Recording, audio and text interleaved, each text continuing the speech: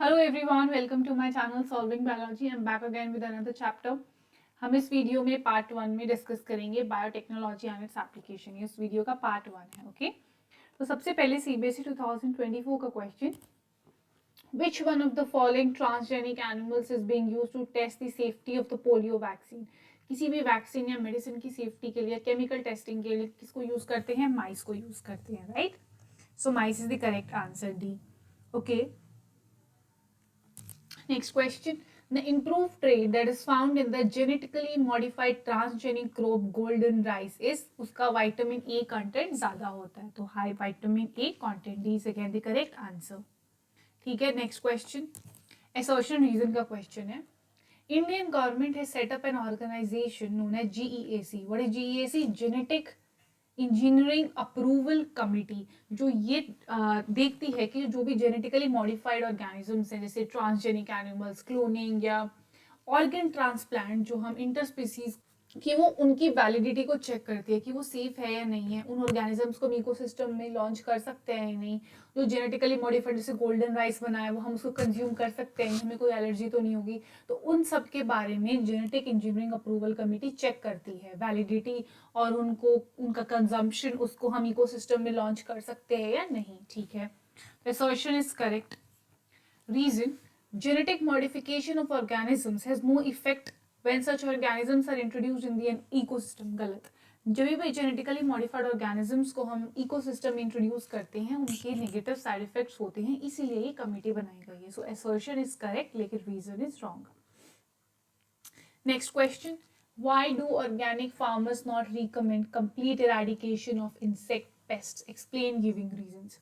जो organic farmers थे उनका क्या व्यू था, उनका ये इरेडिकेशन मतलब कंप्लीट रिमूवल, उनका ये कहना था कि जो हम पेस्ट होते हैं यानी जो डिजीज कॉजिंग पेस्ट होते हैं उनका कंप्लीट इरेडिकेशन यानी उनका कंप्लीट रिमूवल ना तो पॉसिबल है यानी इम्पॉसिबल है, सेकेंड डिजायरेबल भी नहीं है, ये काम का भी नहीं है, लेकिन हमें उन पेस्ट को एक मैनेजेबल लेवल्स पे रखना चाहिए, यानी हमें उनको एक मिनिमम लेवल इस्टेब्लिश करना चाहिए, उसको कम लेवल में रखना चाहिए, लेकिन उनको हमें कंप्लीटली नहीं डिलीट कर देना चाहिए इकोसिस्टम से. क्यों? क्योंकि अगर हम उन्हें कंप्लीटली रेडिकेट कर देंगे तो जो उनके ऊपर प्रीडेटर्स, पैरासाइट्स डिपेंड करते हैं वो मर जाएंगे, तो हमारे इकोसिस्टम की स्टेबिलिटी के लिए अच्छा नहीं होगा, राइट? तो अब हम ये लिखते हैं, ऑर्गेनिक फार्मर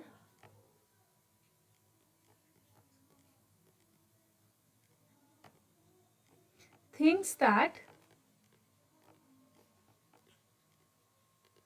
complete eradication यानी पूरी तरीके से जो रिमूवल हो रहा है of insect pests is not only possible, कि ना तो ये पॉसिबल है, इम्पॉसिबल है, और ये डिजायरेबल भी नहीं है, हमारे काम का भी नहीं है. Is not only possible but also undesirable, right?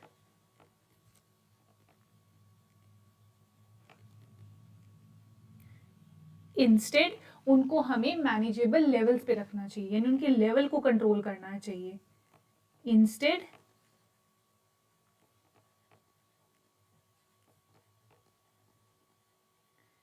they should be kept at manageable levels, right?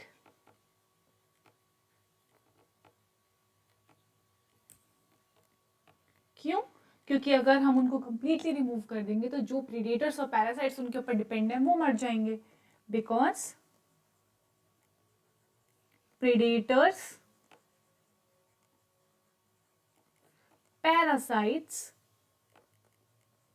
जो इनके ऊपर डिपेंड करते हैं, दैट डिपेंड ऑन देम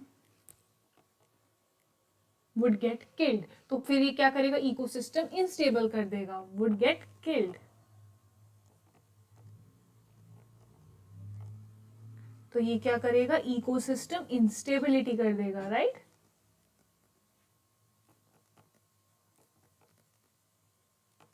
ये वाला जो क्वेश्चन है ये बायोटेक्नोलॉजी एप्लीकेशंस में भी आ सकता है, और ये question microbes in human welfare वाले चैप्टर में दोनों से रिलेट कर सकते हैं हम इसको. ठीक है, क्योंकि देखो जब ज़्यादा बायोडाइवर्सिटी होगी, यानी जब हम ज़्यादा प्लांट्स और एनिमल्स रखेंगे एक इकोसिस्टम के अंदर, तो ज़्यादा इकोसिस्टम की स्टेबिलिटी करता है, ठीक है। Next question, what are transgenic animals? Transgenic animals क्या होते हैं? जिनके हम डीएनए को मैनिपुलेट कर देते हैं, यानी चेंज कर देते हैं, ठीक है। Animals that have had their DNA manipulated, उनका जो डीएनए है उसको मैनिपुलेट कर देते हैं, यानी चेंज कर देते हैं, और फिर वो क्या करते हैं, वो पोजेस करते हैं, possess and express an extra foreign DNA, right. Transgenic animals वो एनिमल्स होते हैं जिनका जो डीएनए होता है हम उसको मैनिपुलेट कर देते हैं, यानी चेंज कर देते हैं, और हम एक बाहर से लाके एक एक्स्ट्रा डीएनए रख देते हैं जो वो एनिमल्स एक्सप्रेस करने लगते हैं। दे पोजेस, यानी उनके पास हम एक एक्स्ट्रा डीएनए रख देते हैं जिनको वो आखिर में एक्सप्रेस करने लगते हैं। ये हो गए ट्रांसजेनिक एनिमल्स, ये फर्स्ट पार्ट। सेकेंड पार्ट क्या कह रहा है, name the first transgenic cow and state its importance. 1997 में फर्स्ट ट्रांसजेनिक काउ का नाम क्या था? रोजी, राइट। अच्छा, फिर इसका जो इसकी इंपॉर्टेंस क्या थी? ह्यूमन प्रोटीन एनरिच्ड मिल्क, 2.4 ग्राम पर लीटर, ठीक है। इसके अंदर एक ह्यूमन अल्फा लैक्टा एल्ब्यूमिन प्रेजेंट होता था, ठीक है।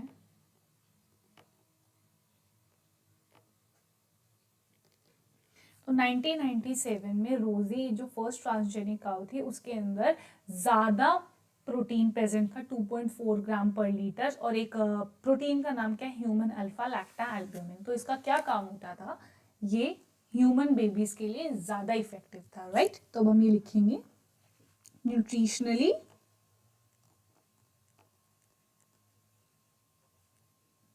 मोर बैलेंस्ड डाइट, ये न्यूट्रिशनली ज्यादा बैलेंस डाइट थी एक नॉर्मल काउ में से, nutritionally a more balanced diet than normal cow milk, ठीक है।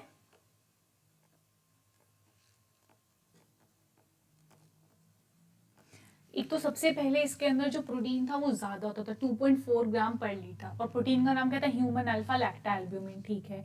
न्यूट्रिशनली जो नॉर्मल काउ मिल्क था उससे ज्यादा बेनिफिशियल या बैलेंस्ड होता था ये वाला मिल्क जो रोजी जो ट्रांसजेनिक काउ थी वो प्रोड्यूस करती थी, right. Next question, explain, CBSE 2023, right. Explain how recombinant DNA technology is used to detect a disease even when clinical symptoms, even before any clinical symptoms appear. हमने biotechnology के chapter में भी देखा था कि जब किसी भी डिजीज कॉजिंग पैथोजन के कॉन्सेंट्रेशन हमारे ब्लड में कम होती है, यानी वो जब वो कम सिम्टम शो करता है, तो पीसीआर एक टेक्निक है जिसको हम यूज कर सकते हैं। पीसीआर वो क्या है? Polymerase chain reaction, right. PCR क्या करेगा? एम्पलीफाई कर देगा, जैसे एक स्पेसिफिक जीन प्रोडक्ट है उसको पीसीआर एम्पलीफाई कर देगा। तो जब हमारी बॉडी में उस डिजीज कॉजिंग पैथोजन की कॉन्सेंट्रेशन बहुत कम होगी तो सिम्टम्स कम आ रहे होंगे, लेकिन हम ये चाहते हैं कि जब कम सिम्टम्स आए तभी हमें पता लग जाए हमें कौन सा डिजीज है, ताकि अर्ली डिटेक्ट कर पाए, तो उसका अर्ली हम मेडिकेशंस दे पाए, उसका इलाज हो पाए, ठीक। तो पॉलीमरेज चेन रिएक्शन क्या करेगा? एम्पलीफाई कर देगा जीन को। सेकेंड चीज हम कर सकते हैं by probe, by probe, right. Probe क्या होता है? देखो, कोई भी एक सिंगल स्ट्रैंडेड, चाहे तो हम डीएनए लेते हैं, ठीक है, या आरएनए लेते हैं, ठीक, उसको हम टैग कर देते हैं, यानी जैसे एक सिंगल स्ट्रैंडेड डीएनए आरएनए लिया, उसके साथ मैं प्रोब को लगा देती हूँ, टैग कर देते हैं एक रेडियो एक्टिव प्रोब के साथ, right, tagged with radio active probe. जो प्रोब होगा उसको मैं किसी सिंगल स्ट्रैंडेड डीएनए आरएनए के साथ लगा दूंगी और ये क्या होगा, दिस वुड बी कॉम्प्लीमेंट्री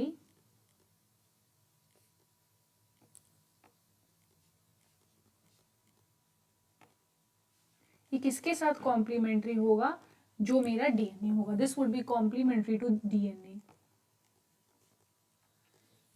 ठीक, फिर अब क्या होगा, इसको हम डिटेक्ट कैसे कर पाएंगे, डिटेक्शन बाय ऑटो रेडियोग्राफी।